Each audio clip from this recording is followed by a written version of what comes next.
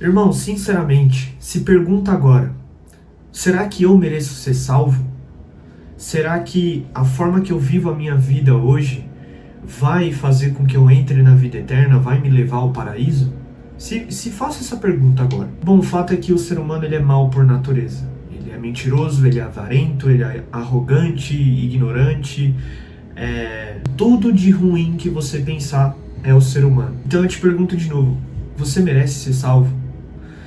E na verdade não, eu não mereço ser salvo, você não merece, ninguém no mundo merece ser salvo, ninguém no mundo merece ir para a vida eterna, ninguém no mundo, absolutamente ninguém, merece ir para o paraíso. Mas o fato de não merecermos não significa que não podemos, porque nós de fato podemos ser salvos, por meio do arrependimento, da misericórdia e da graça de Cristo. Bom, se nós olharmos para dentro de nós mesmos, a gente vai se deparar com depravação completa, profanação, prazer em praticar pecados e uma tendência instintiva, biológica, em viver uma vida repleta de iniquidade, repleta de distanciamento com Deus. Presta atenção nesse versículo aqui, Romanos 7,19, né? Quem escreveu foi o apóstolo Paulo, e ele diz o seguinte: porque tenho o desejo de fazer o que é bom, mas não consigo realizá-lo. Pois o que eu faço não é o bem que eu desejo, mas é o mal que eu não quero fazer, e esse sim eu continuo fazendo. Agora, se faço o que eu não quero, já não sou eu quem o faz, mas é o pecado que habita em mim. O que Paulo está dizendo? Paulo está dizendo que nós somos maus por natureza, que o bem que a gente quer fazer a gente não faz, porque a nossa tendência é praticar o mal. Porque, em sã consciência, sendo Deus perfeito, ele iria querer adoradores falhos como nós, porque ele nos ama. Por causa do seu amor, mesmo que merecido para conosco, ele se fez carne, se fez humilde, e por meio do seu sangue nós fomos perdoados, por meio da misericórdia, do favor e da graça. O que é graça? Acho que você já ouviu bastante esses dois termos, graça e misericórdia. Graça é o favor de Deus para conosco. Graça é você ser beneficiado pelo que você não fez. Misericórdia é não ser tratado como eu merecia, porque o que eu merecia era a morte, mas pela misericórdia de Cristo eu tenho a chance de entrar na vida eterna. E no livro de Efésios, no capítulo 1, versículo 7, fala assim, nele temos a redenção por meio do seu sangue, o perdão dos pecados, de acordo com as riquezas da graça de Deus. Porque, irmão, o que eu merecia, o que você merecia, o que todo mundo merecia, aliás, era a gente estar pregado numa cruz nesse exato momento. Era a gente estar morto espiritualmente, morto fisicamente. Porque, de fato, o que nós merecemos é o inferno. Sim, o que eu mereço é um lugar no inferno. O que eu mereço, pelo fato de quem eu sou, da minha natureza pecaminosa, é um lugar lá embaixo. Mas por meio de Cristo, nós temos a chance de entrar na vida eterna e viver uma vida de santidade. A gente nunca vai conseguir se desvencilhar do pecado completamente, mas Ele nos deixou um caminho para que a gente lute contra o pecado e entre, por meio dele, na vida eterna. Deus é justo e Deus também é amor. E foi por meio de Jesus Cristo que nós obtivemos o direito de sermos chamados filhos de Deus. Nós estávamos mortos e agora vivemos, nós estávamos afogados em um mar de pecado e iniquidade e fomos resgatados. O nosso Salvador resgatou a gente por meio do sangue dele derramado na cruz, mano. Você entende isso, velho? E João 3,16 fala, né? Porque Deus amou o mundo de tal maneira que deu seu Filho unigênito, para que todo aquele que nele crê não pereça, mas sim tenha a vida eterna. Mas aí, beleza, por que Jesus morreu por mim? Bom, falando bem por cima, a morte de Jesus, ela representa o perdão dos nossos pecados. Ela representa o sacrifício pelo bem da humanidade. Ele morreu de forma injusta, mas a atitude que ele teve de não revidar a violência que ele sofreu, a tortura que ele sofreu, porque eu e você, a gente sabe que se Jesus quisesse, no estalar de dedos, ele pulava da cruz e já era. Mas por amor, ele não só não fez isso, mas ele também perdoou todos os pecadores, inclusive aqueles que torturaram ele, inclusive todos aqueles que vieram depois dele, inclusive todos aqueles que ainda vão vir. Então o sacrifício de Deus, ele é atemporal, ele é eterno. Cristo, ele mostrou pra gente o verdadeiro caminho para se chegar a Deus. É através de Cristo que nós podemos ter um relacionamento íntimo com Deus. É através da cruz que conseguimos ter o acesso à reconciliação com Deus, a reconciliação da criatura com seu Criador. E Romanos 8, versículo 1, do 1 ao 2, vai dizer assim, ó: portanto, agora já não há condenação para os que estão em Cristo Jesus, porque por meio de Jesus a lei do Espírito da vida me libertou da lei do pecado e da morte. Jesus, ele se sacrificou por mim e por você. Isso significa que, ao se sacrificar ali, ele assumiu a culpa e as consequências pelas nossas iniquidades, pelos nossos pecados, pelas nossas transgressões. Ele assumiu a consequência. Mano, pensa nisso. Um homem perfeito, sem pecados, né? Porque a Bíblia fala que não... A diferença de Jesus com a gente era nenhuma, exceto que ele não tinha pecado algum. Então ele era perfeito.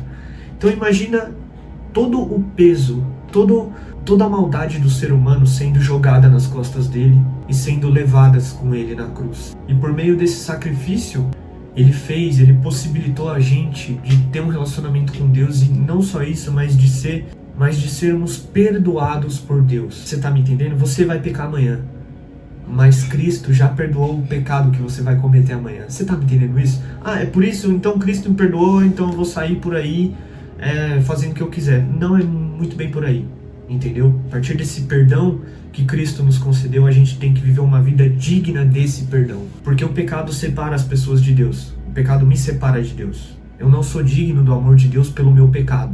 Mas por Cristo, por Jesus, ele levou essa separação, essa minha separação com Deus, ele levou essa separação na cruz, fazendo com que o laço entre você e Deus seja atado novamente, seja reatado novamente, né? Não sei se você sabe disso, mas a palavra religião significa religar. E é por Cristo que nós religamos a Deus. Perceba que tem o re, né, antes do ligar. Então significa algo que a gente já foi ligado, mas houve uma queda, no caso, por Adão e Eva, fez com que a gente se desprendesse, se desligasse da nossa natureza divina, da nossa imagem e semelhança de Deus. E a ressurreição de Cristo demonstra a vitória sobre a morte, para todos aqueles que aceitam o seu sacrifício e acreditam na vida eterna por meio de Cristo. E aqui, ó, Romanos 5:1, quem escreveu tudo isso aqui foi o apóstolo Paulo, né? Ele fala assim, ó: tendo sido, pois, justificados pela fé, temos paz com Deus, por nosso Senhor Jesus Cristo, por meio de quem obtivemos acesso pela fé a esta graça na qual agora estamos firmes e nos gloriamos, na esperança da glória de Deus.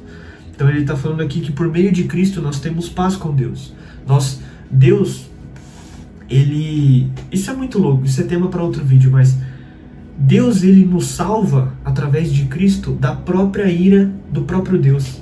Porque a ira de Deus recaiu sobre só um que foi perfeito. É tipo como que se, ó, fazendo um exemplo, imagina um tribunal e o juiz é Deus, né, e a gente é o réu.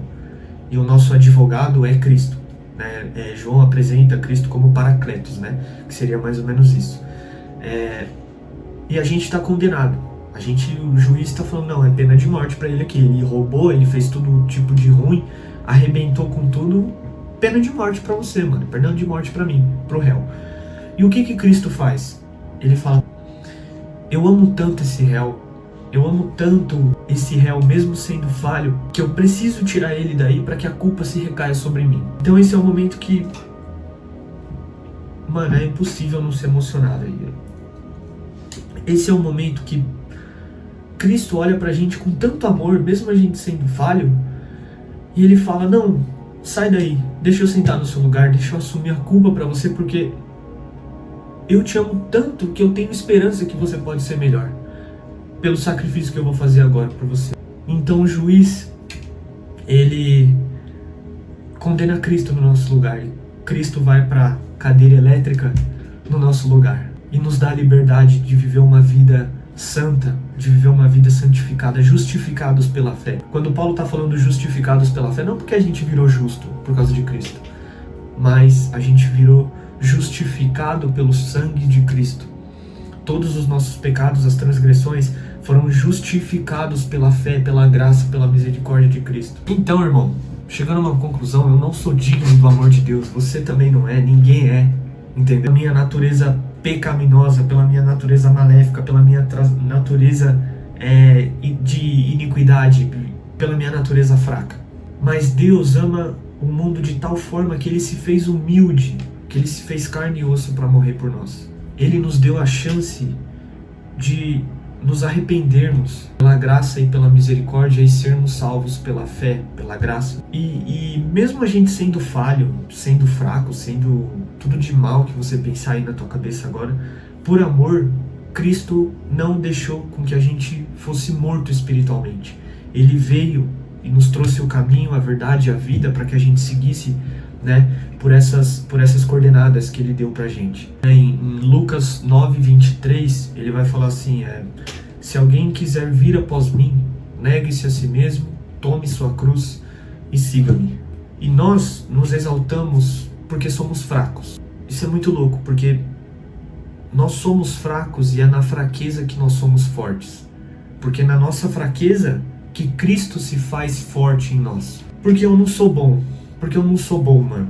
Ninguém é bom, eu não sou bom, eu sou um mar de pecado. Mas onde aumentou o pecado, também transbordou a graça. E por meio da minha morte e do meu renascimento em Cristo, antecedido pelo meu arrependimento e através da cruz, eu posso ser uma pessoa boa em Cristo. Não por mim, não sou uma pessoa boa por mim, mas por Ele que habita em mim. Por Ele que habita na minha fraqueza. E seguindo seus mandamentos e seguindo uma vida dedicada a ser digno do perdão dele, por mais que eu não consiga por completo, me dá a possibilidade de entrar no rumo da vida eterna que Ele me prometeu. Beleza? Então, eu sei que esse vídeo foi meio desconfortável, né? Não é por acusação, eu não quero que você se sinta acusado, né? Porque quem acusa, quem culpa, não é Deus. Se fosse Ele nem mandaria, né? E nem morreria numa cruz por nós. Quem faz isso é o maligno, é o mundo. Mas mesmo não merecendo sentar ao lado de Jesus, a gente pode, por meio dele. Ele mesmo falou, ninguém vem ao Pai a não ser por mim. Beleza? Deus te abençoe grandemente, mano. Tamo junto. É nóis.